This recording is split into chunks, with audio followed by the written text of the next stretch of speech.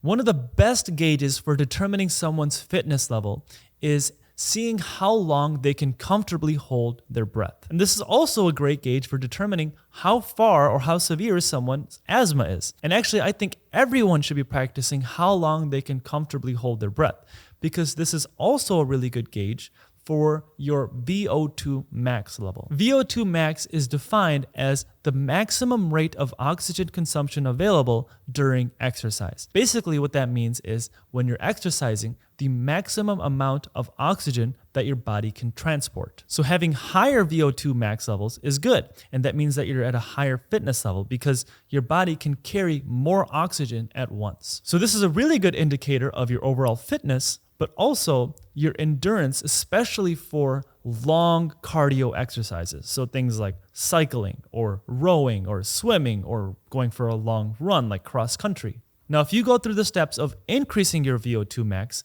it will also lower the amount of energy required for an activity. Now, some people, when I say that, they get a little upset. They're like, why would you take the easy way out? Why would you want to do something that takes less energy? You got to work hard, man. Well, yeah, obviously you got to work hard, but you also got to work smart too. And this is where you got to have a smart approach to your workouts. So it's about working both hard and smart. For example, if you could run 1 mile and then run it again the next day at the same speed, but only use half the amount of energy, wouldn't it make sense to do that? Because now you can either run that mile faster, or you can even run 2 or 3 miles. Generally, an athlete will have a higher VO2 max than an average person. So someone like LeBron James or a UFC fighter, they're probably going to have a higher VO2 max than one of those fans sitting and eating a hot dog and drinking a beer. And the thing is that their training is actually engineered to have a higher VO2 max. This is a very important thing for athletes. And one of the best ways to actually increase your VO2 max, now this may sound counterintuitive, but it's actually to train in conditions that have lower amounts of oxygen and also higher amounts of CO2. This may sound like it's doing the opposite, but conditioning your body to tolerate higher amounts of CO2 and lower amounts of oxygen is going to be the best way to increase your VO2 max. And the reason is when you work out, your body increases its production of CO2. Now, this is the same CO2 that your body exhales when you breathe out. As a result, your breathing will naturally increase when you work out to get rid of this excess CO2 that's building up. But the more conditioned that you are, the more CO2 that you're able to tolerate. So the less that you'll have to breathe, because you can actually retain more of that CO2. This is exactly why people who work out more tend to breathe less during their workouts than people who have never worked out in their life before, and then they try to work out one day. But the problem is, this is simply not enough, especially in our modern society. In our modern society, there are so many different things now that are negatively affecting our breathing. The main two are processed foods and chronic stress. And because of these things, we have to do more than just physical exercise to actually improve our VO2 max and improve our oxygen carrying efficiency. But now this is where working smart comes into play. And it's going to come down to 3 things. Number 1 is to reduce the amount of air you need to breathe throughout the day. Number 2 is to increase the amount of time you can comfortably hold your breath. And number 3 is to simulate high altitude training.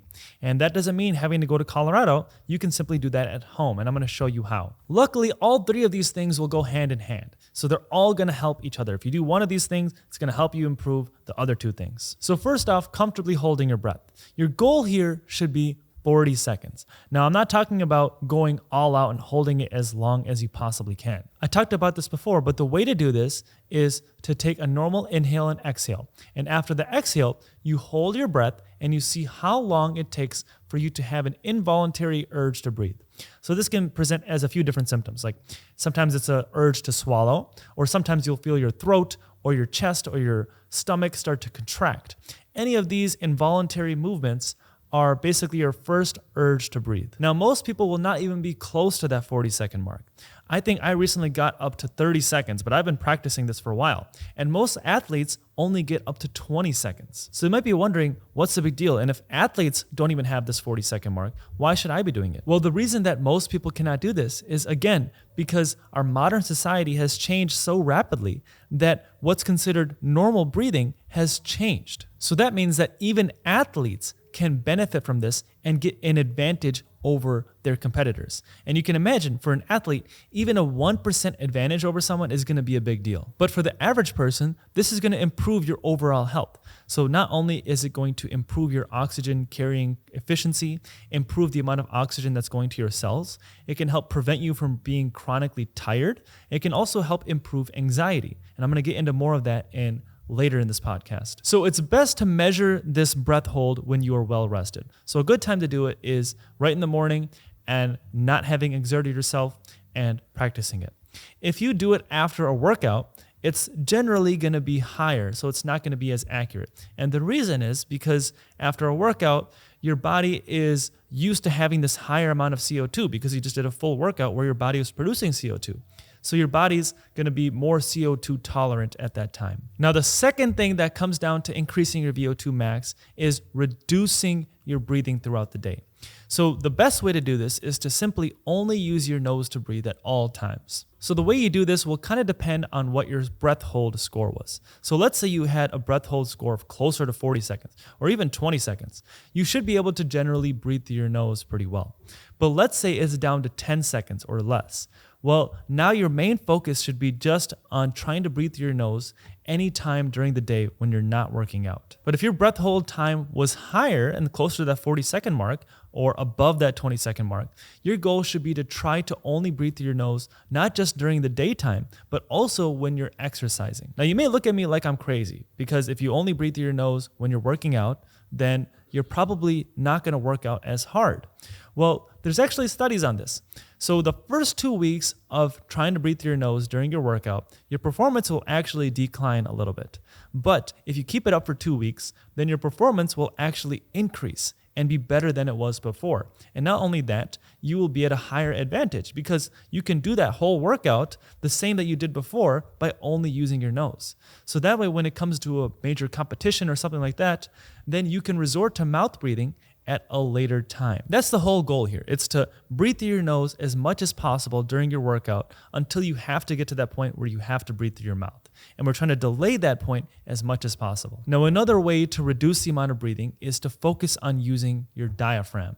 Now, this is something else that's also very important. So your diaphragm is this muscle that rests right below your lungs. And the way to engage your diaphragm is going to be by basically placing your hands right above your belly button.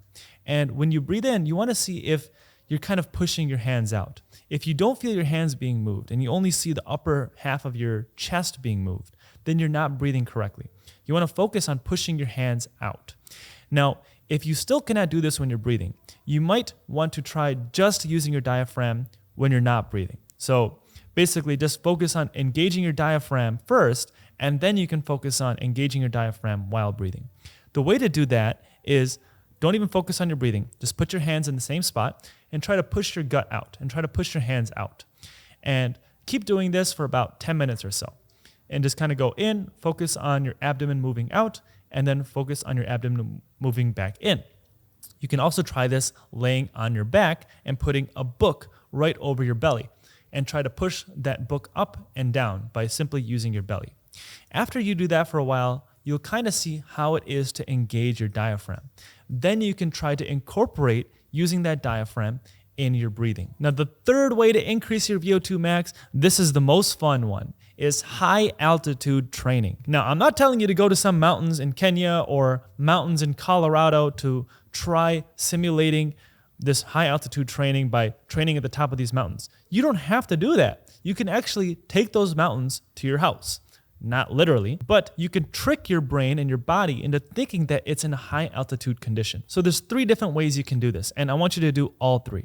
One is during your warm-ups before you work out, and number 2 is during your actual workout, and number 3 is just throughout the day. So let's talk about the warm-ups first. First up, if you do any workout, you want to make sure that you warm up. And this is going to be the first step to your high altitude training. Warming up is very important because you're basically telling your body to anticipate a higher amount of CO2. So have you ever had that feeling where you're going for a run and you start running and immediately you start to feel breathless? You're like, oh my God, I'm out of breath. And then later on in the run, you start to get more comfortable, and towards the end, you're like, oh man, I could keep running, but I'm already almost done running. Well, if you had that feeling, it's pretty normal, and it happens to a lot of people. And the reason is you did not properly warm up beforehand. And that's why you got so breathless in the beginning, because your body was not used to that higher amount of CO2. Because as soon as you start jogging, your body starts producing CO2, and then your breathing starts increasing, and your body's not used to that. And then towards the end of the run, your body starts to get used to that higher amount of CO2 that's in your body, and then you can breathe normally. And this is actually why most asthma attacks happen in the first 10 minutes of a workout. Because for an asthma patient, this is going to be about 3 times worse than a normal person, that feeling of breathlessness. So this is why it's really important to warm up. So this is a good warm-up you can do, and it's going to help simulate that high altitude training. So first, you're just going to walk. You're going to walk for about 1 minute, and you want to focus on just relaxing all of your muscles in your entire body. After 1 minute, you want to take a normal inhale and then an exhale. After the exhale, again, pinch your nose. If you're around people, then you don't have to pinch your nose, but just hold your breath and walk about 10 to 30 steps. Now, you don't have to walk exactly this amount of steps. If you have to walk less, you can. Just keep doing this until you have about a moderate to strong urge to breathe. Once you have that strong urge to breathe, you can let go of your nose and you can start breathing through your nose again. Then you're going to recover for about 1 minute, and then you're going to repeat this. You can do this about 5 to 10 times, and this is going to be a good warm-up to condition your body to higher levels of CO2 before your workout. Now, similar to your warm-up, you can apply this breath holding to your actual workout. So this can be done during your running or your cycling or your rowing or whatever workout that you're doing. So now instead, let's say you're jogging. You're going to basically do the same thing. You're going to exhale, you're going to hold your breath as many paces as you can until you have a moderate urge to breathe. Now, it's really important here to not overdo it, because you might start to feel lightheaded or dizzy, and if these symptoms get too bad, you might want to just abandon the whole exercise and just recover your breathing and then try again. But you're going to do this until you have a moderate to strong urge to breathe, and then you're going to recover for a minute, and then you're going to repeat this. You got to do this about 10 times during your workout to get a really good effect. And you'll notice that the more you do this, the more comfortable you'll get. And it may take a few weeks for you to actually get more comfortable. But after a few weeks, you can start to increase the amount of steps that you're doing while breath holding. Now, you can also apply this high altitude training when you're just relaxing at home. So the way to do that is, again, to first focus on your breathing. So you want to kind of see how much air do you normally take in and out. So you can put your hand over your stomach again and then try to breathe in and out and see how much a normal volume of air that you're breathing. Then you want to try to reduce that. So you want to try to reduce the amount of air that you're breathing in to about 3/4 of what you normally do, and then keep breathing like that for a little bit. And then you're going to notice that you basically have this air hunger. You're going to have this shortage of air. And that means that you're actually doing this correctly. Now, you want to try to keep this up for about 5 to 10 minutes. At first, it may be hard. You may not even be able to get 1 minute, and that's normal. But the more you do it, the more your body will build up that CO2 tolerance and be able to do this longer. Now, all of these things are going to help to improve not just your VO2 max, but your overall life. Because increasing your oxygen and increasing your oxygen capacity, or the amount of oxygen that can go to all the different cells, will help you in so many different ways. We used to be breathing correctly. It was only recently where our breathing really started to change. Our breathing started to change in the last 1,000 years, and it really started quickly changing in the last 300 years. And the reason our breathing has changed so rapidly is not because of genetics. It's because there have been so many